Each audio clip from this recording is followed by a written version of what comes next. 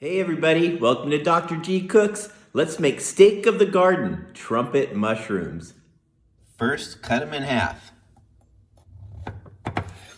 Next, score them in a crosshatch fashion.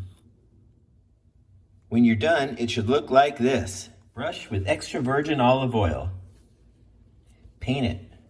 Get some extra virgin olive oil heating up in a pan. Once it's hot, go ahead and put in your mushrooms.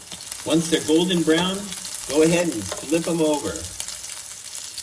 Season with a little bit of salt and pepper at this point.